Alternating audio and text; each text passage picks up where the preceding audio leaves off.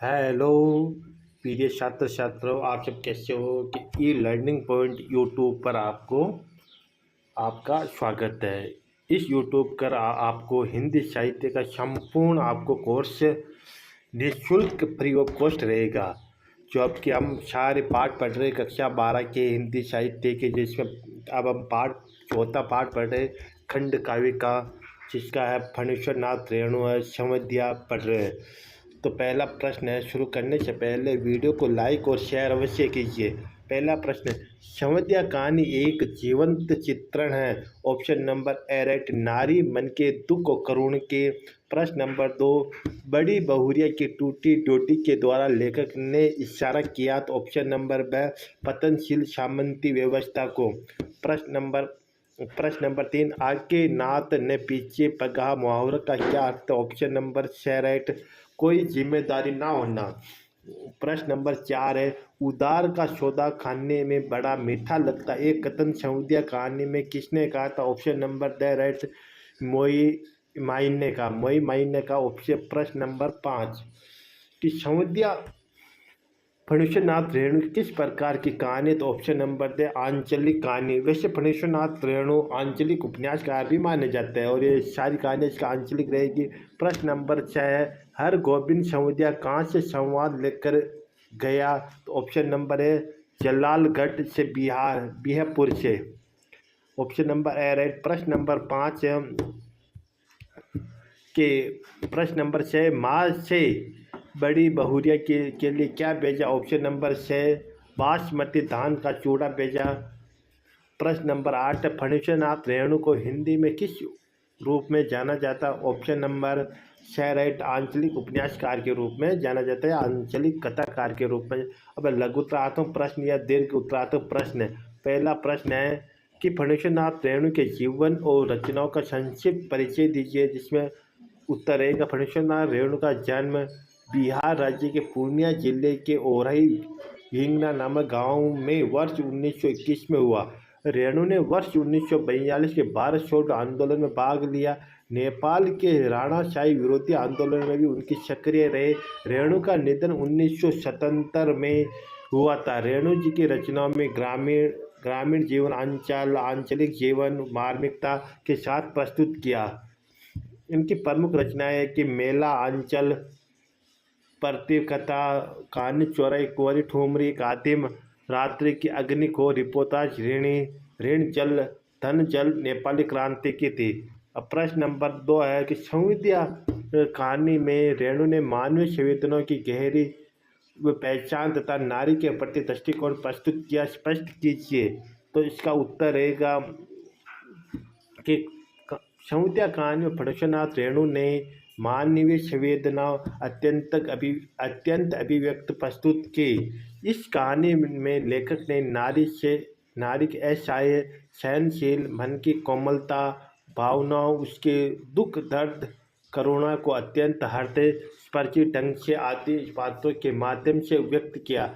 हर गोविंद तथा बड़ी बहु आदि पात्रों के माध्यम से लेखक ने प्रदेश के दुखी और बेसहारा पात्रों को दुख वेदना को अपनी पूरी सहानुभूति के साथ अभिव्यक्त किया। साथ ही लेखक ने परिवार के बंटवारे को समाप्त करते हुए समुद्रों का चित्रण भी किया। प्रश्न नंबर 3 है कि संवध्या की क्या विशेषता है और गांव वालों के मन में संवध्या की क्या अवधारणा है। तो इसका उत्तर रहेगा संवध्या के प्रत्येक शब्द को याद रखना तथा जिस सुर और स्वर में संवाद सुनाया गया है ठीक उसी ढंग से जाकर सुनाना संवध्या की विशेषता है। यह सहज काम नहीं है। गांव वालों की संवध्या के विषय में धारणा है कि निठल्ला, कमजोरी और पेटू आदमी ही संवध्या का काम करता है। बिना मजदूरी लिए गांव संवाद पहुंचाता है और औरतों की मीठी बोली सुनकर ही उनका संदेश वाहक बन जाता है। हर गोविंद को इसलिए गांव वाले औरतों का गुलाम भी कहते हैं। प्रश्न नंबर 4, बड़ी बहुरिया का संवाद हर गोविंद क्यों नहीं सुनना सका। तो उत्तर रहेगा बड़ी बहुरी पूरे गांव की लक्ष्मी थे। यदि वह बड़ी बहुरिया की विपत्ति तथा कथा उसकी माँ से कहता तो वह उसे उसके पास बुला लेती, जिससे पूरे गांव की बदनामी होती। गांव की लक्ष्मी गांव छोड़कर चली जाएगी, तब गांव में क्या रह जाएगा। सुनने वाले हर गोविंद का नाम लेकर थूकेंगे, जैसा कैसा गांव है जहाँ लक्ष्मी जैसी बहुरिया दुख भोग रहे। इसी कारण हर गोविंद बड़ी बहुरिया का संवाद उसकी माँ को नहीं सुना सका। प्रश्न नंबर 5 है, डिजिटल इंडिया के दौर में समुदाय की क्या भूमिका हो सकती है। तो उत्तर रहेगा, पुराने समय में जब आवागमन के साधन बहुत कम थे, सूचनाओं के आदान प्रदान की व्यवस्था नहीं थी, उस समय गांव में अपना समाचार भेजने के लिए समुदाय होता था। समुदाय एक संदेश वाहक होता था जो संवाद को बोलकर संदेश पहुंचाता था। वर्तमान में डिजिटल इंडिया होने पर संचार के अनेक माध्यम विकसित हो गए, जो कि किसी समाचार को दृश्य सर्वे माध्यम से दुनिया के किसी भी कोने में क्षण भर में पहुंचा देते थे। अतः डिजिटल इंडिया में समुदाय की प्रत्यक्ष कोई भूमिका नजर न आती थी, लेकिन समुदाय एक विश्वसनीय व्यक्ति होता है। विशेष क्षेत्रों में परिस्थितियों में तथा परंपरा के अनुसार समुदाय आज भी महत्व रखता है। अब निम्नात्मक प्रश्न, जिसमें छठा क्वेश्चन है कि निम्नलिखित पद्यांश की सह प्रसंग व्याख्या कीजिए गद्यांश की। तो समुदाय डटकर खाता है और अफर कर सोता है, किंतु हर गोविंद को नींद नहीं आ रही थी। उसने क्या किया, वह क्या कर दिया, वह किस लिए आया था और वह क्यों बोला। नहीं नहीं, सुबह उठते ही वह बूढ़ी माता को बड़ी ही बहुरिया का दिया सही संदेश सुना देगा। अक्सर अक्सर माई जी, आपकी इकलौती बेटी बहुत नष्ट कष्ट में है, आज ही किसी को भेजकर बुलवा लीजिए, नहीं तो वह सचमुच कुछ कर बैठेगी। आखिर किसी के लिए वह इतना सहेगी। बड़ी ही बहुरिया ने कहा, भाभी के बच्चों की जूठन खाकर वह कोने में पड़ी रहेगी। तो संदर्भ रहेगा, प्रस्तुत पंक्तियाँ समुदाय नामक कहानी से ली गई। यह एक आंचलिक कहानीकार फणीश्वर नाथ रेणु द्वारा रचित है और इससे हमारी पाठ्यपुस्तक अंतरा भाग 2 में संकलित किया गया। अब प्रश्न रहेगा, बड़ी बहुरिया का संदेश लेकर हर गोविंद समुदाय उसकी बुढ़ी माँ के गांव पहुंचा। उसने सामने सुस्वाद भोजन की थाली रखी गई, उसने खाया न गया। बार बार आंखों के सामने बड़ी बहुरिया की करुण मूर्ति आ जाती।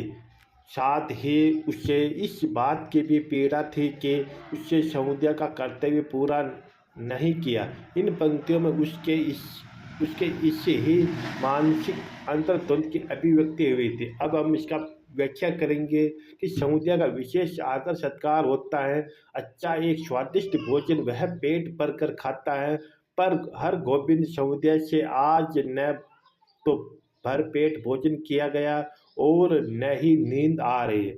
बार बार उसे लगता है कि उसने बड़ी बहू का संदेश माँ जी को न सुनाकर अपराध किया है।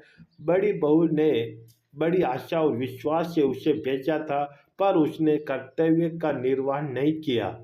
वह यहाँ बड़ी बहुरिया को कष्टों का समाचार देने आया था, पर यहाँ आकर उसने झूठ तो क्यों बोला कि वहाँ सब ठीक ठाक है और हवेली में बड़ी बहुरिया कुशल से है, जबकि बहुरिया भोजन न मिलने के कारण बथुआ शाह खाकर जैसे तैसे गुजारा कर रही थी। वह सोचता है कि सुबह माँ उठकर माँ जी को सब बता देगा कि आपकी बेटी वहाँ पर परेशान है और आप जल्दी उसके पास अपने पास बुला ले, अन्यथा वह अपने आप को कुछ कर लेगी। आखिर कब तक वह बथुआ शाह खाकर जीवित रहेगी, वह इतना कष्ट किसके लिए सहेगी। उसने तो ये संदेश दिया कि मुझे शीघ्र ही बथुआ ले, मैं भाभी के बच्चे की जूठन खाकर एक कोने में पड़ी रहूंगी। सौद्या ने अपने कर्तव्य का पालन नहीं किया, इसलिए सौद्या की आंखों से नींद गायब हो गई। अब विशेष प्रस्तुत अवतरण में हर गोविंद अंतर्द्वंद का चित्रण है। प्रश्न पॉइंट नंबर 2 कि हर गोविंद को यह अपराध बोध हो रहा था कि उसने बड़ी बहुरिया का संदेश माँ जी को न सुनाकर बहुत बड़ी भूल की। भाषा सरल, सहज, प्रभावपूर्ण हिंदी है। शैली मनोविश्लेषणात्मक शैली का प्रयोग किया। ये हमारा पाठ जो था, ये पाठ 3 समाप्त हो गया। संविध्या था जो कि ये हमारा समाप्त हो गया। वीडियो कैसा लगा? वीडियो को लाइक और शेयर अवश्य कीजिए। धन्यवाद।